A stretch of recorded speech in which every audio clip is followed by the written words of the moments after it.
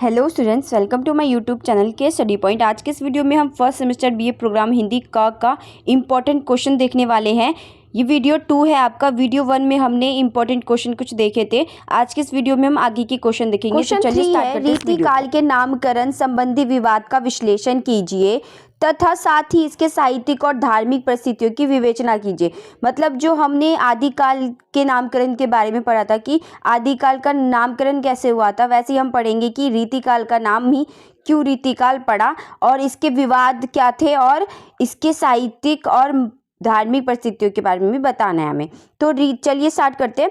रीतिकाल का नाम आचार्य शुक्ल जी का ही दिया हुआ था। शुक्ल जी ने यह नामकरण इस काल की प्रवृत्ति और मानव मनोविज्ञान के आधार पर किया था।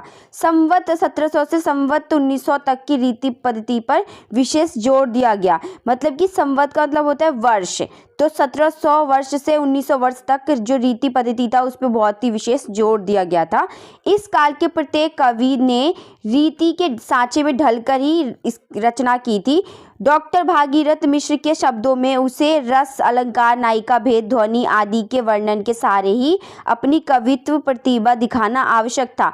मतलब कि अगर आप बेहतर कवि कहलाना चाहते हो तो उसके लिए एक कवि को रस, अलंकार उसके कहानी में होना चाहिए, उसकी कविता में होना चाहिए, नायिका भेद, ध्वनि, ये सारी चीज़ें होनी चाहिए, तभी वो एक बेहतर कवि है। इस युग में उदाहरणों पर विवाद होते थे, इस बात पर कि उसमें कौन सी अलंकार है, कौन सी शब्द शक्ति है। काव्यों की टिकाव और व्याख्याओं में काव्य सौंदर्य को स्पष्ट करने के लिए भी उसके भीतर अलंकार, रस, नायिका भेद को भी स्पष्ट किया जाता था। अतः यह युग रीति पद्धति का युग था। मतलब कि आप कह सकते हैं रीति पद्धति का युग में क्या था कि इसमें विशेष जोर व्याकरण या अलंकार पे दिए जाते थे, रस पे दिए जाते थे, जिस वजह से ये कठिन था।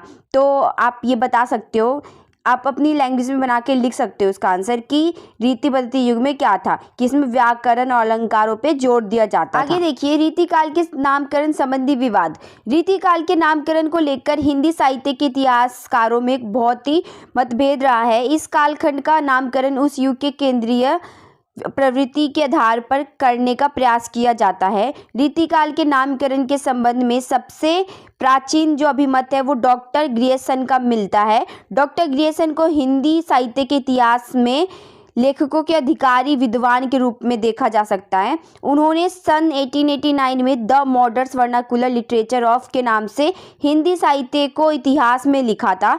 इसके 7वें अध्याय में रीति काल को काव्य कला के नाम से प्रकाशित किया कि वो उन्होंने अपने बुक में क्या बोला था कि जो रीति काल है वो काव्य कला के नाम से उन्होंने प्रकाशित किया था। उन्होंने माना है कि 16वीं शताब्दी के अंत से लेकर पूरी 17वीं शताब्दी तक का समय जो कि इतिहास में मुगल साम्राज्य के उत्थान का समय था। मतलब कि जब मुगल साम्राज्य उन्नति की ओर बढ़ रहा था तब का समय। मुख्य विवाद रीतिकाल को श्रृंगार काल को लेकर है। आचार्य शुक्ल के मन में रीतिकाल नामकरण करते हुए भी श्रृंगार काल का विकल्प उपलब्ध था।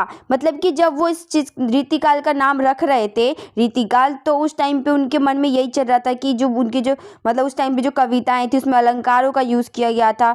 उसको बहुत सारे जो उसकी सौंदर्य को देखकर लिखा गया था। ये सारी चीज़ें देखते हुए उन्होंने रीतिकाल नाम डाला इसका। उन्होंने लिखा है कि वास्तव में श्रृंगार और वीर इन्हीं दो रसों का कविता है। इस काल में हुई प्रधानता श्रृंगार ही रही। इससे उस काल को रस के विचार से कोई श्रृंगार काल कहे तो कह सकता है। मिश्र बंधुओं ने इस काल को अलंकित काल इसलिए कहा है क्योंकि इस काल की रचनाओं में काव्य के अलंकार पर ही अधिक ध्यान दिया गया है। मतलब कि व्याकरण पे ही सबसे ज्यादा ध्यान दिया गया है। परिस्थितियां पढ़ लेते हैं। सामाजिक अवस्था के समान इस युग में देश की सांस्कृतिक अवस्था भी अत्यंत शोचनीय थी। मतलब कि बहुत ही चिंतित भरी थी। अकबर, जहांगीर और शाहजहां की उदारतावादी नीति तथा संतों और सूफियों के उपदेशों के परिणाम स्वरूप हिंदू और मुसलमान जो है हिंदू और इस्लाम संस्कृति के निकट आने का जो उपक्रम हुआ था वह औरंगजेब की कट्टरता के कारण ही एक प्रकार से समाप्त हो चला था। क्या मतलब है कि आप जानते हो जो अकबर और जहांगीर और जो शाहजहां थे ये थोड़े दयालु राजा थे जो अपने जो उनके जनता थी उनको इतना वो नहीं करते थे। लेकिन क्या था, जो औरंगजेब थे, औरंगजेब बहुत ही कट्टर थे, वो हिंदू और मुस्लिम में बहुत ज़्यादा भेदभाव करते थे। जिस वजह से क्या हुआ था कि जो सूफियों की वजह से और इन राजाओं की वजह से, ये जो जहांगीर है, अकबर है, इन राजाओं की वजह से जो इस्लाम पास में आया था वो दूर चला गया था औरंगजेब की वजह से। हिंदी भाषी क्षेत्रों में जिन वैष्णव संप्रदायों का प्रभाव था, उनके पीठधीश लोभभंश राजाओं श्रीमानों को गुरु दीक्षा देने लगे थे।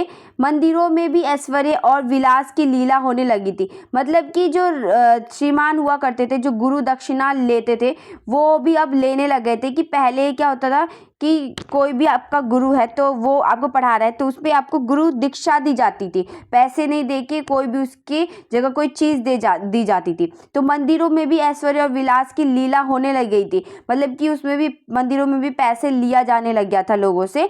यह स्थिति यहाँ तक पहुँच गई थी कि हिंदू अपने आराध्य राम कृष्ण का अतिशय श्रृंगार ही नहीं करने लगे थे, उनकी लीलाओं में अपनी विलासी जीवन की संगति खोजने लगे थे। मतलब कि इतना दुख बढ़ गया था कि लोग जो रामकृष्ण की जो लीलाएं होती थी उसके अंदर अपना विलास भरा जीवन है जो खोजते थे। और वो विलास का मतलब क्या होता है कि कोई भी चीज़ को आप अपनाने के लिए क्या वो रखते हो, है ना, कि आप में कितनी लालसा है किसी भी, कि आपकी विलास की जीवन क्या है, कि आप क्या चाहते हो कि आपके जीवन में आपको मिले। तो लोग बहुत ही लालची हो गए थे, वो हर चीज़ में अपना फ़ायदा ढूंढते थे।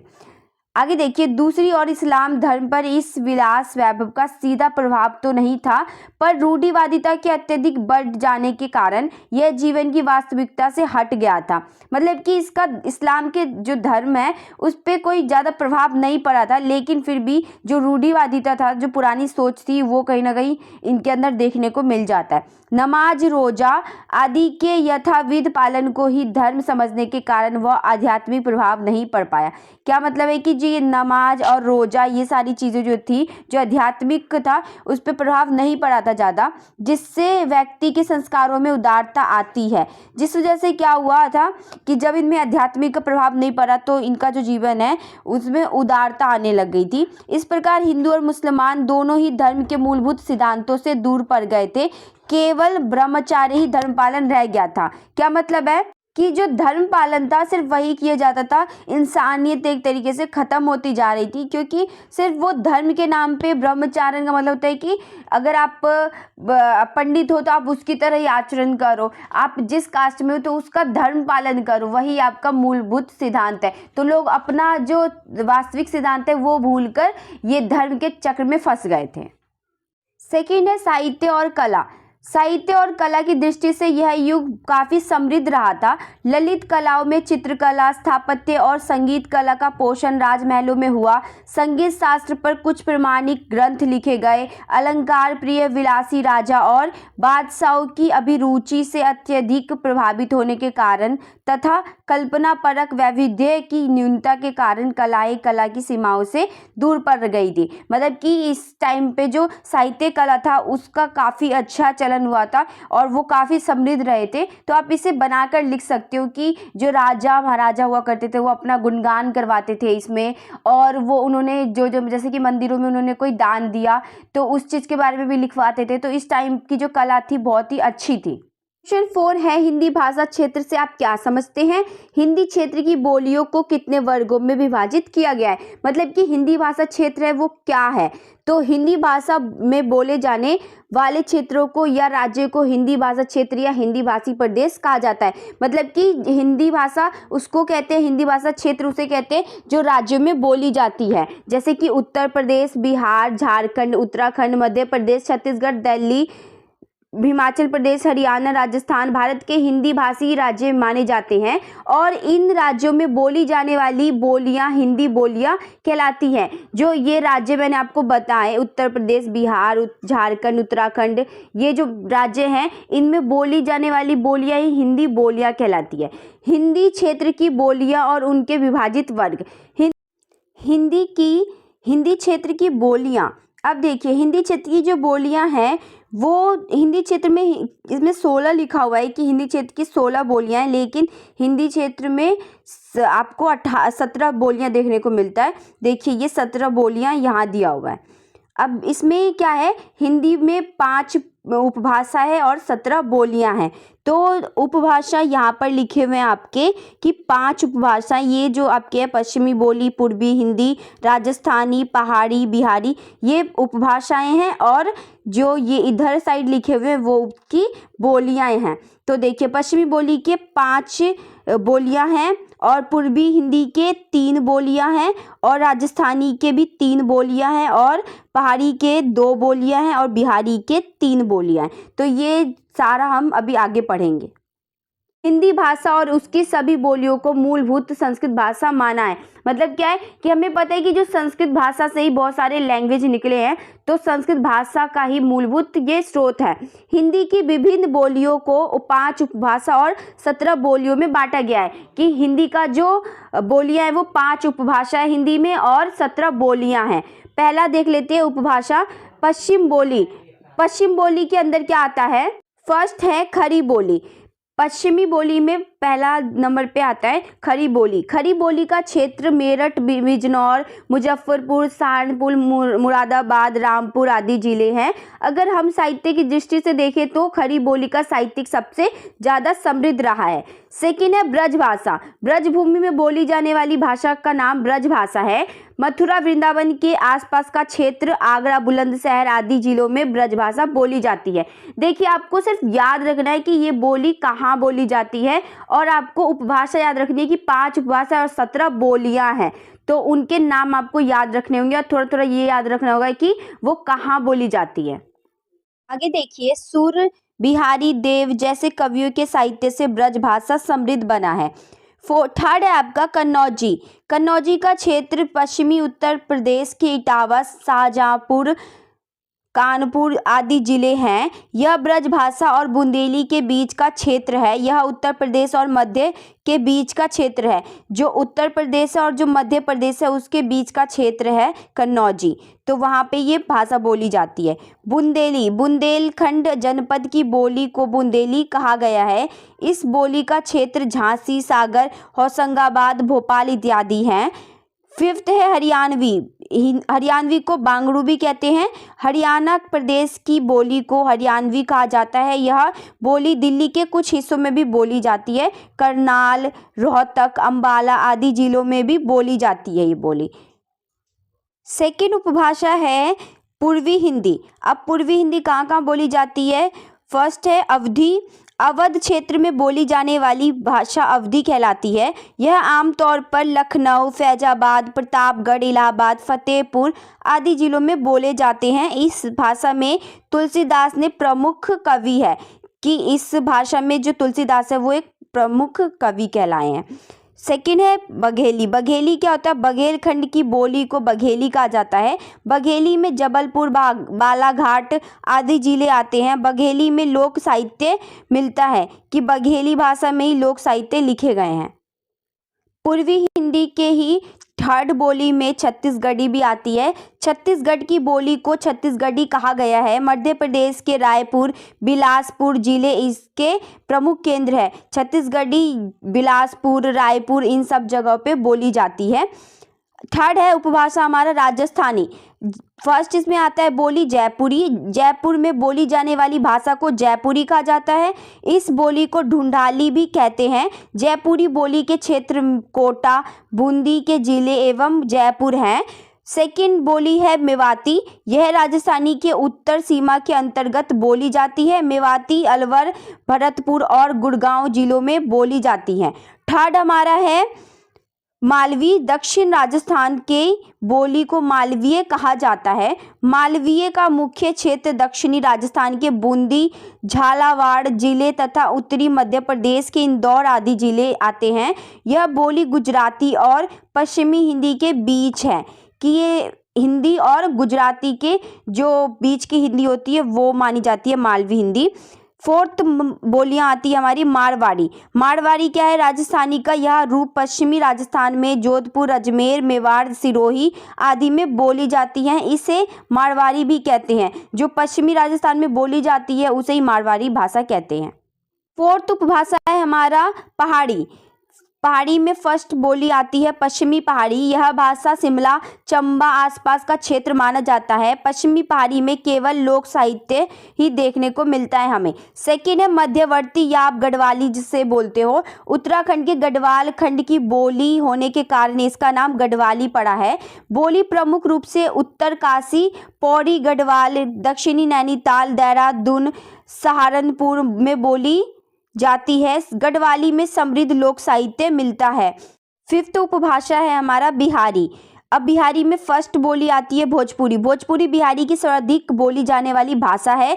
बिहार का भोजपुर जिला इस बोली को बोलता है। इस बोली के प्रमुख क्षेत्रों में बलिया, गोरखपुर, अजमेर, गाजीपुर, जौनपुर, वाराणसी, मिर्जापुर आदि आते हैं। इस प्रकार इस बोली का केंद्र मुख्य रूप से बिहार एवं पूर्वी उत्तर प्रदेश है। मतलब कि ये बिहार में भी बोली जाती है और पूर्वी उत्तर प्रदेश में भी भोजपुरी को बोली जाती है। भोजपुरी भाषा में पर्याप्त लोक साहित्य मिलता है। कबीर जैसे बड़े कवि के ऊपर भी भोजपुरी का प्रभाव पड़ा था।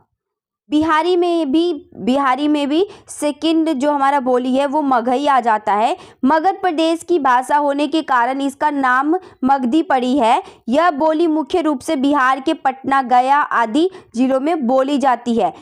थर्ड है मैथिली। मिथिला प्रदेश की भाषा होने के कारण इस भाषा का नाम मैथिली पड़ा है। यह बोली प्रमुख रूप से उत्तरी बिहार एवं पूर्वी बिहार के चंपारण, मुजफ्फरपुर, मुंगेर, भागलपुर, दरभंगा, पूर्णिया आदि जिलों में बोली जाती है।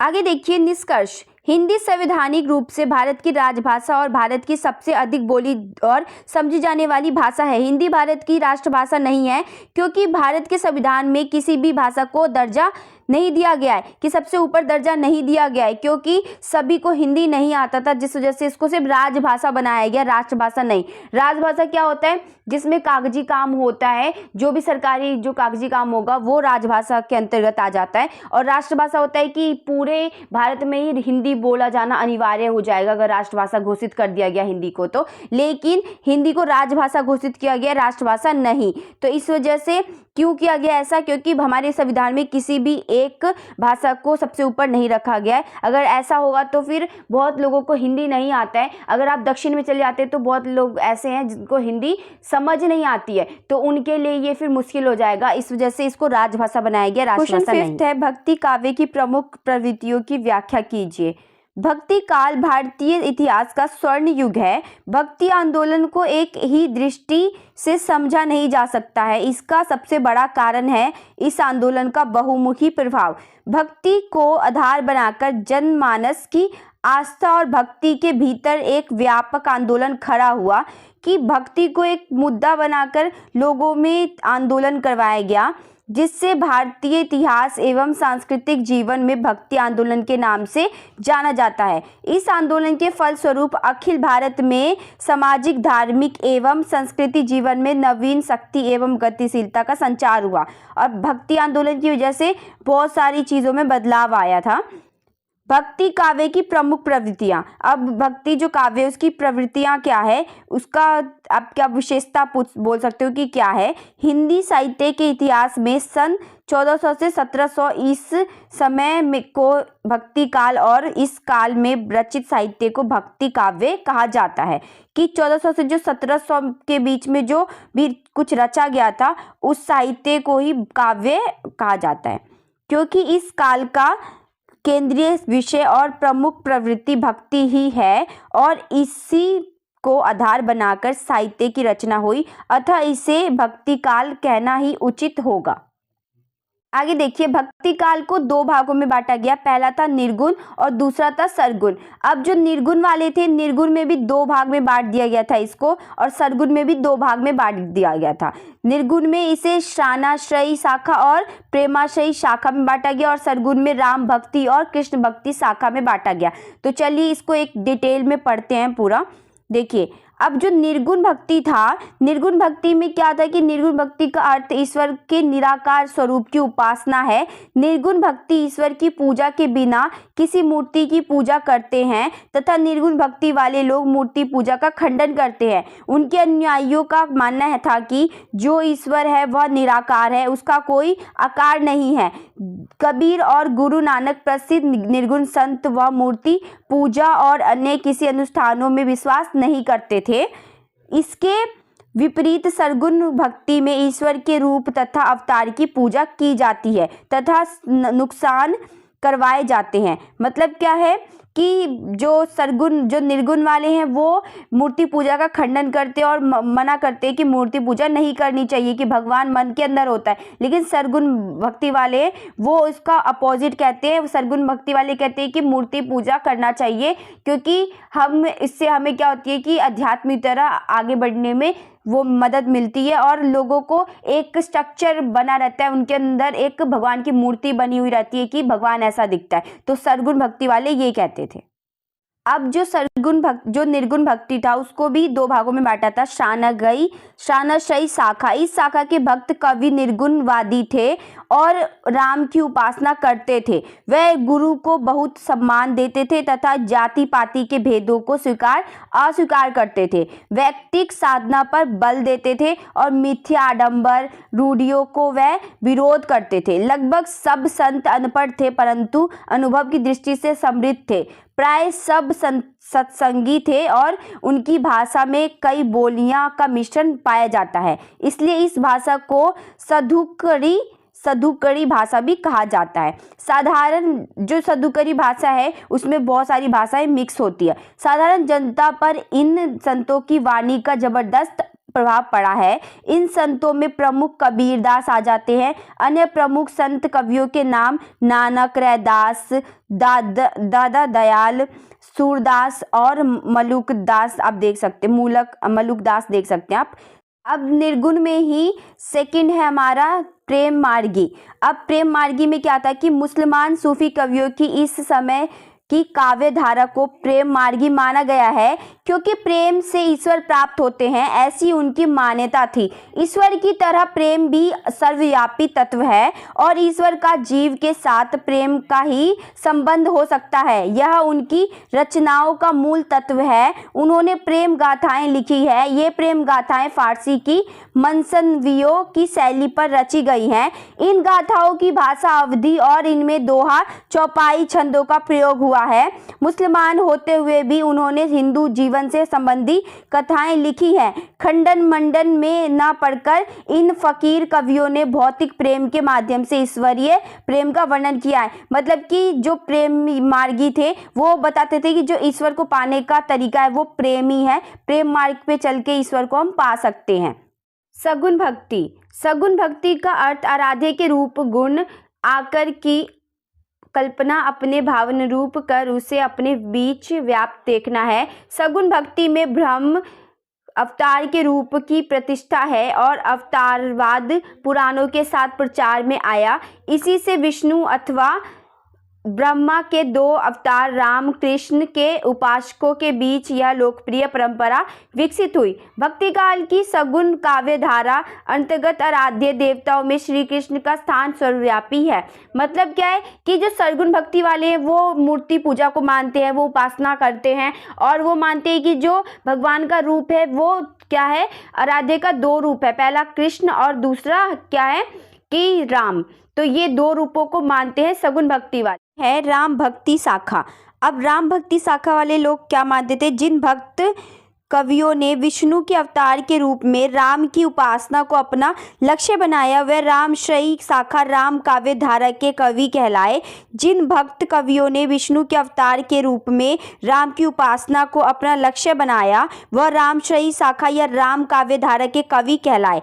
कृष्ण भक्ति शाखा के अंतर्गत लीला पुरुषोत्तम का ज्ञान रहा तो राम भक्ति शाखा के प्रमुख कवि तुलसीदास माने जाते हैं। तुलसीदास ने मर्यादा पुरुषोत्तम का ध्यान करना चाहा, इसलिए आपने रामचंद्र को आराध्य माना और रामचरितमानस द्वारा राम कथा को घर घर में पहुंचा दिया। तुलसीदास हिंदी साहित्य के श्रेष्ठ कवि माने जाते हैं। साम्यवादी तुलसीवाद में लोकनायक के सब गुण मौजूद थे। आपकी पावन और मधुर वाणी के जनता के तमाम स्तरों को राम में कर दिया। मतलब क्या, ये तुलसीदास ने क्या किया था कि घर घर राम के भक्ति को पहुंचाया था।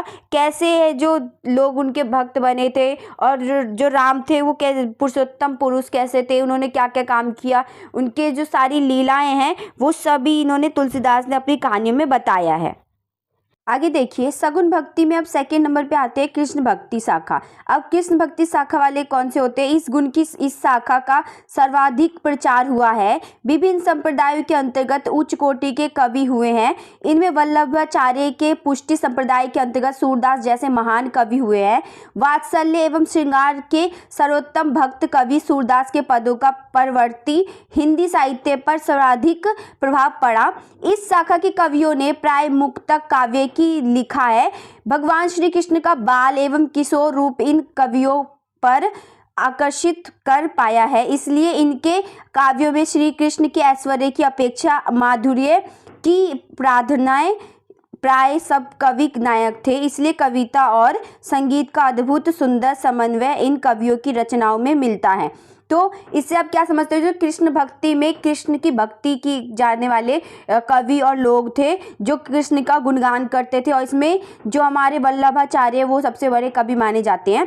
आगे देखिए, गीति काव्य की जो परंपरा जयदेव और विद्यापति द्वारा पल्लवित हुई थी, उसका चरम विकास इन कवियों द्वारा हुआ है।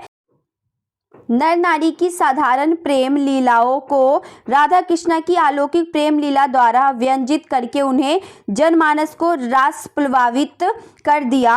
आनंद की एक लहर देश भर में दौड़ गई। इस शाखा के प्रमुख कवि थे सूरदास, नंददास और मीराबाई। हित हरिवंश, हरिदास, रसखान, नरोत्तमदास वगैरह रहीम भी इसी समय हुए थे। तो आपको सिर्फ कुछ कवियों के नाम याद रखने जो इस टाइम पे बहुत ही फेमस कवि थे। निष्कर्ष देखते हैं, भक्ति का उद्भव दक्षिण भारत में हुआ किंतु उसका पूर्ण विकास उत्तर भारत में हुआ। आंदोलन द्वारा समाज में ज्ञान फैलाने का सफल प्रयोग किया गया। ईश्वर के निराकार और साकार रूप की पूजा बहुत प्रचलन में थी। भक्त कवियों में भी किसी ने निर्गुण ईश्वर की आराधना की तो किसी ने सगुण के रूप की स्थापना मतलब की आराधना की। कोई राम का भक्त था तो कोई कृष्ण का भक्त था और कोई सूफी संप्रदाय से जुड़ा था। इस प्रकार ईश्वर की कई रूपों में आराधना की गई। कबीर, नानक आदि संत कवियों ने ईश्वर के निराकार रूप की उपासना की थी। 6 है, भक्ति आंदोलन के उद्भव तथा विकास पर प्रकाश डालिए तथा इसका समाज पर क्या प्रभाव पड़ा उसका आकलन कीजिए। तो हमें बताना है कि भक्ति आंदोलन का विकास कैसे हुआ और उसका उद्भव कैसे हुआ और वो समाज पे उसने क्या प्रभाव डाला। तो मध्यकाल में भक्ति आंदोलन की शुरुआत सर्वप्रथम दक्षिण के अलवार तथा नैनार संतों द्वारा की गई थी। 12वीं शताब्दी में प्रारंभ रामानंद द्वारा यह आंदोलन दक्षिण भारत में उत्तर भारत में लाया गया। मतलब कि रामानंद जी ने इसका शुरुआत किया था भक्ति आंदोलन का, और ये दक्षिण भारत से उत्तर भारत की ओर बढ़ा था। इस आंदोलन को चैतन्य महाप्रभु, नामदेव, तुकाराम, जयदेव ने और अधिक मुखरता प्रदान की कि ये सारे जो कवि हैं इन लोगों ने आगे इसको बढ़ाया था। भक्ति आंदोलन का उद्देश्य था हिंदू धर्म तथा समाज में सुधार करना, इस्लाम एवं हिंदू धर्म में समन्वय बनाना। मतलब कि दोनों के बीच जो भी दीवार खड़ी है या जो भी असमानता है उसे कम करना, भाईचारा बढ़ाना, यही उद्देश्य था इसका। अपने उद्देश्य में यह आंदोलन काफ़ी हद तक सफल रहा था। आगे देखिए, भारत में भक्ति आंदोलन के उदय के कारण। अब इसका उदय का कारण क्या था? मुस्लिम शासक जो थे वो काफ़ी बर्बर थे, मतलब कि बहुत कठोर थे, बहुत अत्याचार करते थे जनता पे।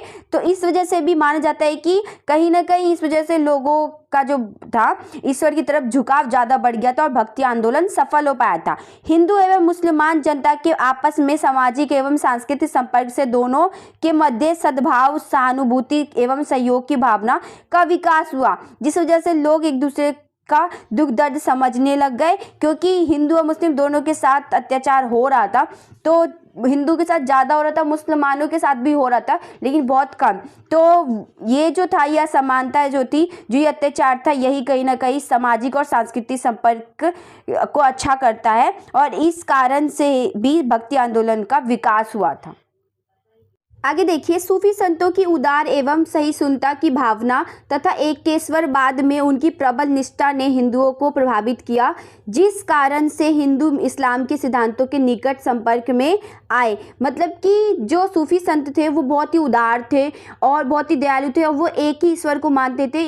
ये सारी जो चीज़ें थी ना, उन्होंने हिंदू और इस्लाम का जो सिद्धांत था उसको निकट लेकर आ गए सूफी संतों के, कि मतलब लोगों को पसंद आया ये चीज़ काफ़ी, कि एक ही ईश्वर है, वो बहुत उदार है, मतलब कि कोई कठोर नियम ज़्यादा नहीं था, सूफी संतों ने बताया था।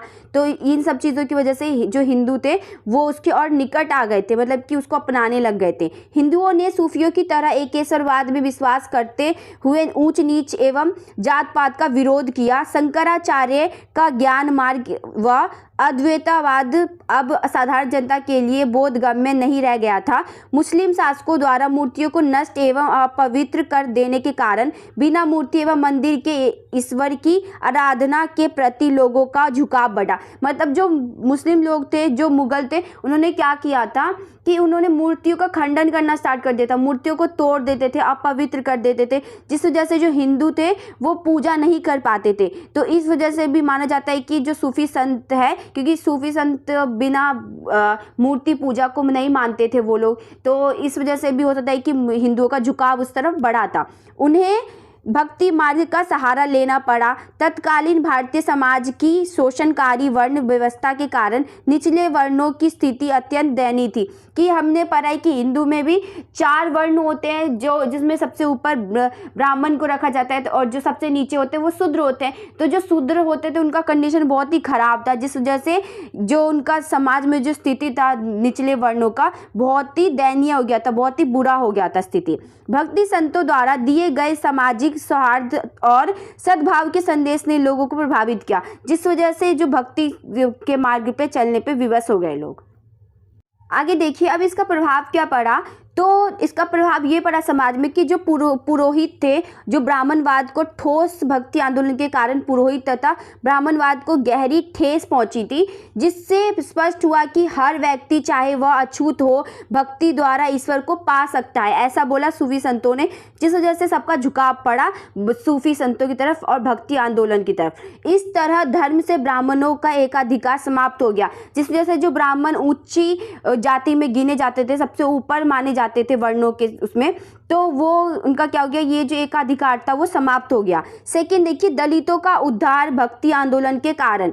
अब जो दलित है, जो नीचे जाति के लोग थे, उनका भी विकास हो पाया और उनका भी उद्धार हो पाया। दलितों को अपने विकास का मौका मिला। यह आंदोलन सामाजिक विषमता, जो विषमता मतलब होता है कि बुराइयां, जो समाज में बुराइयां हैं, दलितों का शोषण तथा उनकी शोचनीय दशा को दूर करने में सहायक थी। मतलब कि उनकी जो सोचने का मतलब कि बहुत ही जो सोचने की स्थिति थी, मतलब बहुत ही बेकार कंडीशन था दलितों का, तो वो सारा चीज़ ठीक हो गया था। थर्ड देखिए, धार्मिक सहिष्णुता का प्रादुर्भाव। अब क्या है कि जो धार्मिक सहिष्णुता उसका क्या प्रभाव पड़ा, तो इससे सारे धर्मों एवं जाति में धार्मिक सहिष्णुता का प्रादुर्भाव हुआ, जिससे देश में शांति, समृद्धि, सांस्कृतिक एकता स्थापित हुई। फोर्थ है, वर्ण व्यवस्था का अंत हो गया।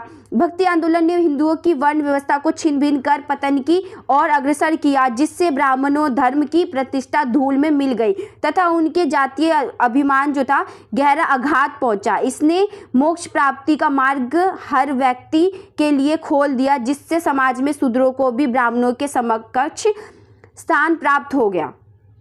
फिफ्थ है, कर्म कांडों का ह्रास। अब कर्म कांडों का ह्रास कैसे हुआ था कि भक्ति आंदोलन से कर्म कांडों एवं जो ब्राह्मण आडंबरों को गहरी क्षति पहुंची थी। क्यों? क्योंकि जो ब्राह्मण लोग थे उन्होंने आडंबर कैसे रचाया था कि जो 4 वर्णों में बांटा था, तो ये सारा चीज़ खत्म हो गया था, उसको क्षति पहुंची थी। आंदोलन के कुछ संतों ने सामाजिक कुरीतियों पर, प्रहार पर उनका प्रबल शब्दों से खंडन किया, अतः समाज में कर्म कांडों का ह्रास होना शुरू हो गया। मतलब कि बोला था ना, कर्मकांड का मतलब आप ये बोल सकते हो कि हर धर्म में बताया जाता है कि ये जो जाति है वो ये काम करेगा। तो ब्राह्मणों में तो यही बांटा था ना कि जो 4 वर्ण थे, 4 वर्ण में जो ब्राह्मण थे वो क्या करेंगे, वेदों को पढ़ेंगे, और जो शूद्र है वो क्या करेंगे, शूद्र है जो इन तीनों वर्णों की सेवा करेंगे। तो उनका सबसे नीचा स्थान दिया गया था। तो उस टाइम पे क्या था कि धर्म के हिसाब से लोगों को वर्णों के हिसाब से बांटा गया था और काम भी उसी हिसाब से करना था। तो ये जो कर्म कांड था ना उसका हाश हो गया, मतलब कि वो खत्म हो गया था इससे। सिख संप्रदाय की स्थापना हुई। इस आंदोलन में मुख्य संत नानक देव सिख संप्रदाय की स्थापना की। इस संप्रदाय ने भारतीय इतिहास में कई वीरतापूर्ण कार्य किए थे।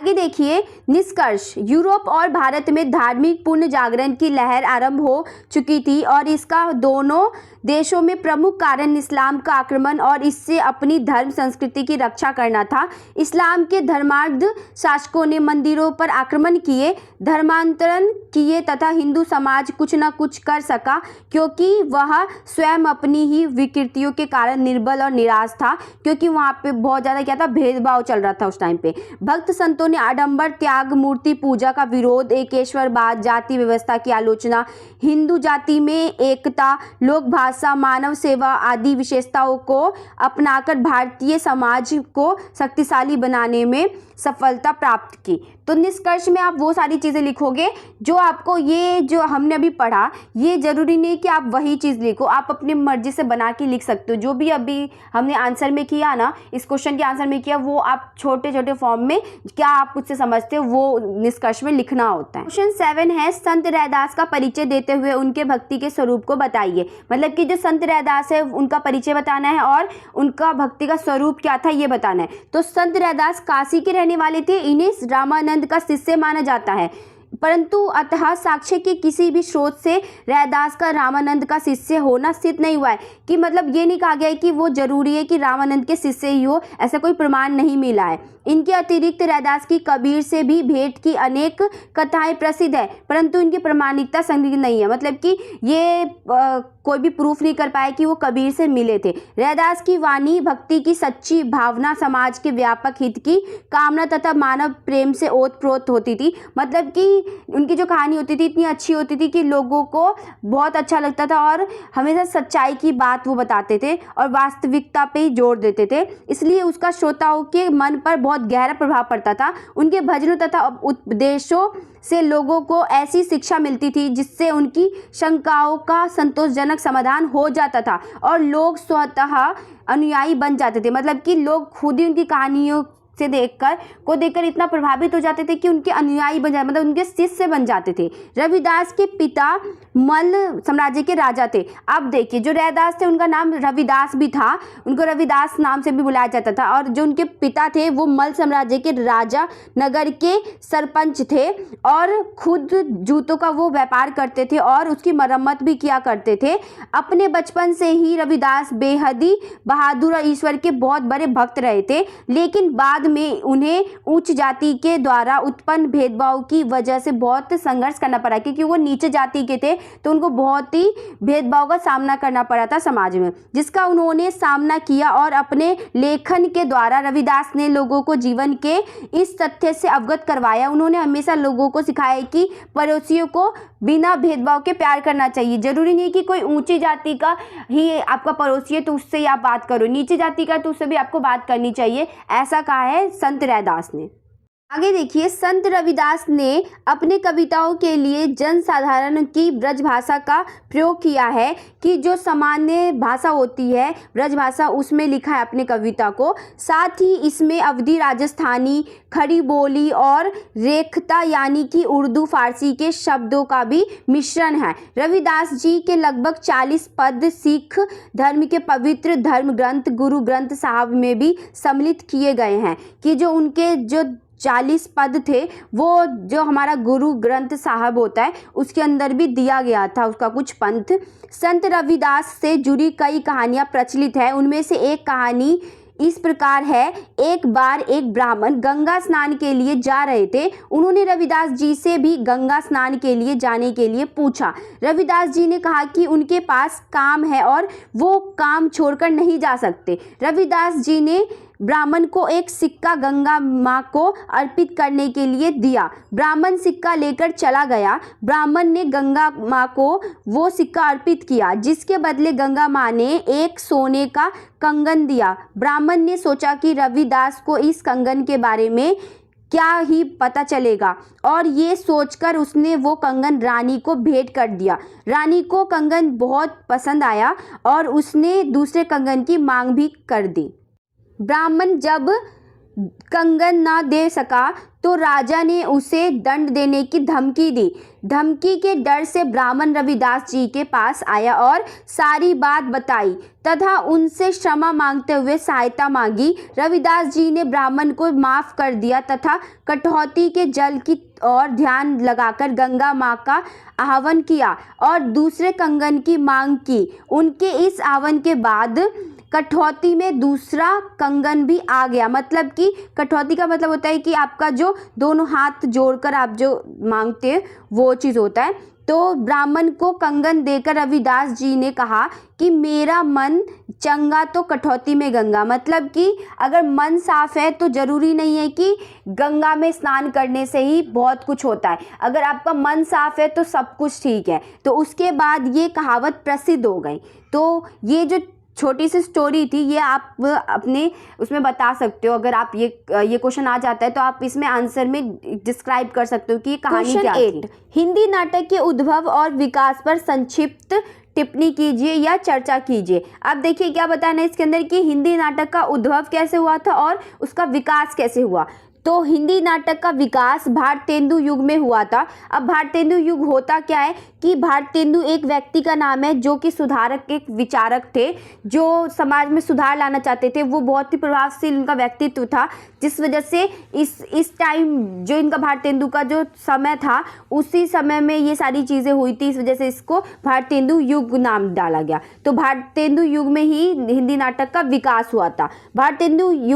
भारतेंदु और भारतेंदु मंडल के अन्य साहित्यकारों ने गद्य की अन्य विधाओं की अपेक्षा नाट्य विद्या पर जमकर लिखा। जो इनके मंडल के लोग थे, भारतेंदु मंडल के लोग थे, उन्होंने जमकर नाटक के बारे में लिखा था। उन्हें सफलता भी मिली थी। इससे संस्कृत साहित्य में समृद्ध नाट्य परंपरा थी।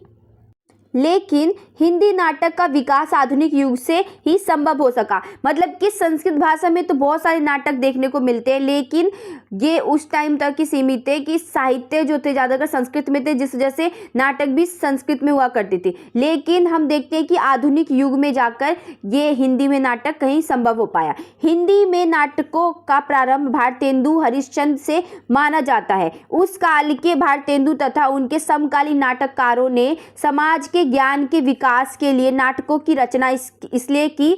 उस समय की सामाजिक समस्याओं को नाटकों में अभिव्यक्त करने का अच्छा अवसर मिला कि नाटक के जरिए लोगों तक वो सारी चीज़ें पहुंचा देते थे जो कि उस टाइम पे चल रही थी, जो लोगों की समस्या थी। हिंदी नाटक का उद्भव और विकास पर प्रकाश डालिए। अब देखिए, भारतेंदु हरिश्चंद्र से पूर्व हिंदी से नाटक साहित्य नहीं के बराबर था। मतलब कि जब भारतेंदु युग के पहले से अगर हम देखें तो जो हिंदी भाषा में जो नाटक था वो बिल्कुल ही नहीं था, संस्कृत भाषा में था। तो जो कुछ भी था वो नाम मात्र का था। उन नाटकों में ना नाटकीय लक्षण थे और ना मौलिकता थी। तो गिन चुनकर अगर कोई हिंदी नाटक होता भी था तो उसका कोई कुछ समझ नहीं आता था कि उस नाटक में दिखाया क्या जा रहा है, कोई मौलिकता ही नहीं थी उसकी। अधिकांश नाटक संस्कृत के नाटकों के आधार पर लिखे हुए पद्यबंध नाटकीय काव्य थे। आगे देखिए, इस काल के नाटकों में 15वीं शताब्दी में लिखा गया विद्यापति का रुक्मणी परिचय तथा परिजात परिणय 17वीं शताब्दी में हृदय राम द्वारा लिखा गया हनुमान नाटक, महाराज यशवंत सिंह का लिखा हुआ प्रबोध चंद्रोदय नाटक 18वीं शताब्दी का देव कवि द्वारा लिखा गया देव माया प्रपंच तथा नेवाज कृत शंकुतला नाटक 19वीं शताब्दी में लिखा गया। महाराजा विश्वनाथ सिंह का आनंद रघुनंदन तथा ब्रजवासी का प्रबोध चंद्रोदय 20वीं सदी के नाटकों में आते हैं। तो अब देखते हैं हम कि भारतेंदु युग कहाँ से कहाँ तक था। तो हिंदी साहित्य के इतिहास में आधुनिक काल के प्रथम चरण को भारतेंदु युग कहा जाता है।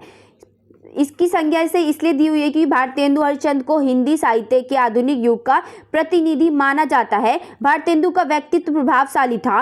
वह संपादक और संगठनकर्ता थे। वह साहित्यकारों के नेता और समाज को दिशा देने वाले सुधारवादी विचारक थे। उनके आसपास तरुण और उत्साही साहित्यकारों की पूरी जमात थी। तो अतः इस युग को भारतेंदु युग की संज्ञा दे दी गई, क्योंकि ये समाज के सुधारक थे और बहुत सारे साहित्य इन्होंने दिए थे। सबसे पहले इन्होंने स्टार्ट किया था हिंदी में नाटक का, तो इस वजह से क्या होता है कि भारतेंदु युग की संज्ञा दी गई थी इसको। आगे देखिए, भारतेंदु ने जिस नाट्य पद्धति का श्री गणेश किया वह अपने अतीत से भिन्न थी। उन्होंने पद्य के स्थान पर गद्य, राम और कृष्ण के स्थान पर सामाजिक तथा राजनीतिक विषयों को ग्रहण किया। कि उन्होंने भगवान के विषय में नहीं लिखा, कि ज़्यादातर जो संस्कृत नाटक मिलते हैं हमें उसमें भगवान की बात की जाती है, कृष्ण और राम का ही हमें वो देखने को मिलता है। लेकिन भारतेंदु ने ऐसा नहीं किया। भारतेंदु ने उस समय की जो समस्या थी सामाजिक राजनीतिक विषय पे नाटक बनाए। भारतेंदु जी ने स्वयं भी संस्कृत, बंगला तथा अंग्रेजी नाटकों का अच्छा अध्ययन किया था। इनमें से उन्होंने कुछ नाटकों का हिंदी में अनुवाद भी किया। ये अनुवाद भी करा करते थे जो पहले के संस्कृत में या कोई भी दूसरे लैंग्वेज में हुआ करते थे नाटक, उसको अनुवाद करके हिंदी में दिखाते थे। भारतेंदु हरिश्चंद्र के नाटक, भारतेंदु युग के नाटककारों में भारतेंदु हरिश्चंद्र ही प्रमुख नाटककार थे। उन्होंने लगभग 13 वास्तविक तथा अनुवाद नाटकों की रचना की थी। भारत दुर्दशा, नील देवी, अब देखिए 13 वास्तविक का मतलब है कि 13 वो नाटक थे जो इन्होंने खुद से बनाए थे और बाकी के नाटक उन्होंने अनुवाद करे थे। तो भारत नील देवी, अंधेर नगरी, प्रेम योगिनी, चंद्रावली और वैदिकी, हिंसा न भवति, विशस्त, विस्मोधम आदि आपकी मौलिक नाटक कृतियां हैं। कि ये सारे उनके भारतेंदु हरिश्चंद्र के नाटक हैं। मुद्रा राक्षस, धनंजय, विजय, रत्नावली संस्कृत नाटकों के अनुवाद हैं। तो जो ये सारे हैं ये सब इनके अनुवाद है। और जो हमने ये वाला पढ़ा, ये चंद्रावली और वैदिकी, ये सारा उनके वास्तविक नाटक में आते हैं। देखिए, हिंदी भाषा का जो नाटक था उसे अलग अलग कालों में बांटा गया था, अलग अलग युग में बांटा गया था। तो हमने पहला युग क्या पढ़ा कि भारतेंदु युग। दूसरा युग क्या है? सेकेंड है द्विवेदी युग। तो आचार्य पंडित महावीर प्रसाद द्विवेदी युग में नाटकों का विशेष विकास नहीं हो पाया था। यद्यपि इस बीच भी कई नाटकों की रचना हुई, परंतु बद्रीनाथ भट्ट के अतिरिक्त कोई विशेष प्रतिभाशाली नाटककार प्रादुर्भाव नहीं हुआ। मतलब कि ज़्यादा हम नहीं देख सकते कि कोई अच्छा नाटक लिखा गया हो। कि सिर्फ एक ही कवि जो नाटककार है वो प्रसिद्ध हुए थे, वो थे हमारे बद्रीनाथ। अब देखिए आगे, इसके कई कारण थे। सर्वप्रथम हमारे यहाँ रंगमंच का अभाव था।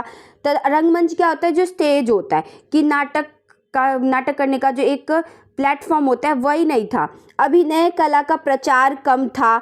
सभ्य समाज में अभिनय को अच्छी दृष्टि से नहीं देखा जाता था।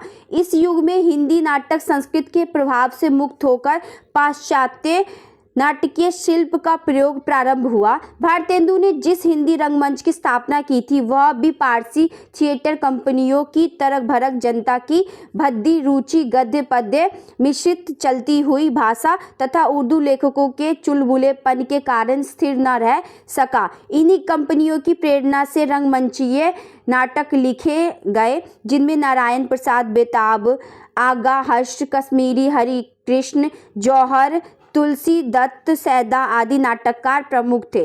तो इस युग में ये सारे जो नाटककार थे वो प्रमुख थे, या बोल सकते तो इन लोगों ने नाटक लिखा था उस टाइम पर। तो ये ज़्यादा जो ये युग द्विवेदी युग जो रहा है वो ज़्यादा फेमस नहीं रहा है, क्योंकि इसमें कुछ खास विकास नहीं हो पाया हिंदी नाटक का। थर्ड है हमारा प्रसाद युग। अब प्रसाद युग में क्या था? जयशंकर प्रसाद ने हिंदी के नाट्य साहित्य में नए युग का सूत्रपात किया। प्रसाद जी युगांतकारी नाटककार थे। उन्होंने अपने भावपूर्ण ऐतिहासिक नाटकों में राष्ट्रीय जागृत, नवीन आदर्श एवं भारतीय इतिहास के प्रति अगाध श्रद्धा प्रस्तुत की। प्रसाद जी ने बौद्धकालीन भारत के इतिहास को आधार बनाकर ऐतिहासिक तथ्यों के अतिरिक्त घटनाओं, परिस्थितियों तथा चरित्र का समावेश किया। कि जो प्रसाद है वो जयशंकर प्रसाद के नाम पे पड़ा इस युग का। अब देखिए, जो प्रसाद जी के ऐतिहासिक नाटकों में सबसे पहली रचना राज्यश्री मिली।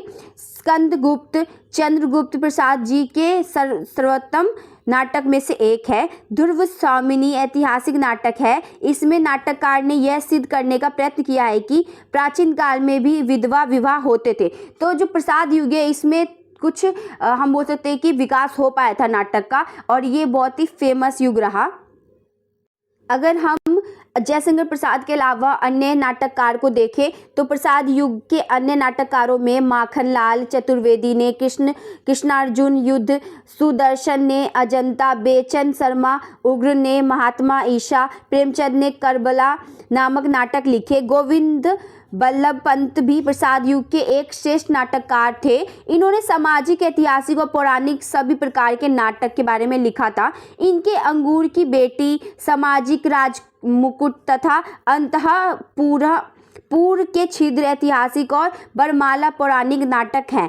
अब देखिए सारा क्या चीज़ है, ये सभी जो है ना नाटककारों ने नाटक लिखे, तो ये कुछ आप याद कर लीजिएगा, सारा याद करने की जरूरत नहीं है। इसके अतिरिक्त 1951 में इनके 2 नाटक और प्रकाशित हुए थे, ययाति और सिंदूर बिंदी। पंत जी के नाटक रंगमंच की दृष्टि से सफल माने गए हैं। भाषा सरल और सुबोध है कि जो हम बोल सकते हैं कि पंत जी ने बहुत ही भाषा को सरल रखा था ताकि जनता ये समझ पाए आराम से, तो इस वजह से भी ये फेमस हो पाया था। लास्ट युग है हमारा आधुनिक युग के नाटक।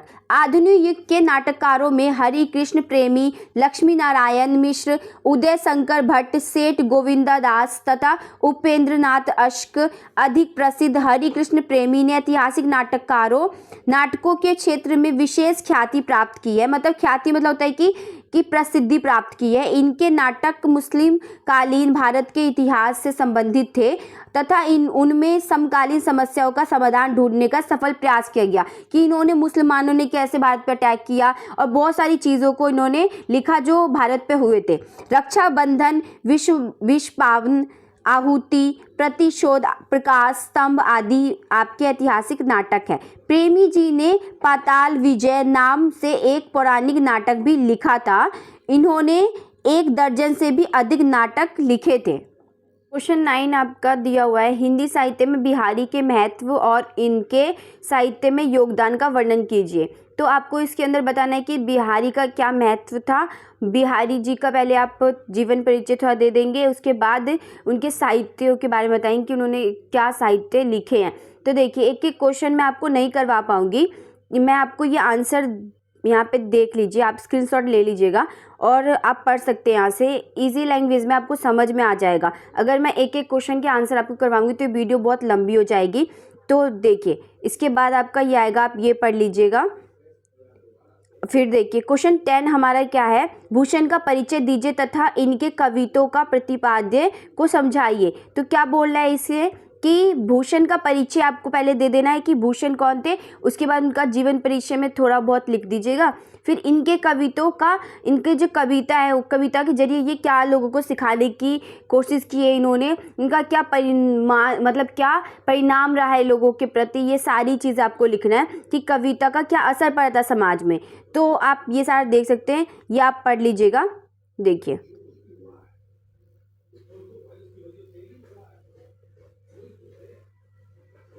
ये आप पढ़ लीजिएगा। आज के इस वीडियो में हमने हिंदी भाषा और साहित्य हिंदी का इम्पोर्टेंट क्वेश्चन आंसर किया था। ये वीडियो 2 था आपका, वीडियो 1 ऑलरेडी हमने किया हुआ था, उसमें हमने 1 या 2 क्वेश्चन किए थे और आज के इस वीडियो में हमने आगे के क्वेश्चन किए थे। 2 क्वेश्चन जो मैंने आपको पढ़ने के लिए दिए हैं, अगर वो आपको समझ में नहीं आता है तो आप प्लीज़ कमेंट कीजिए ताकि मैं उस 2 क्वेश्चन के आंसर की आपको वापस से वीडियो बना के दूँ ताकि आपको अच्छे से समझ में आ जाए। तो thanks for watching and case study point, please like and subscribe. Thank you.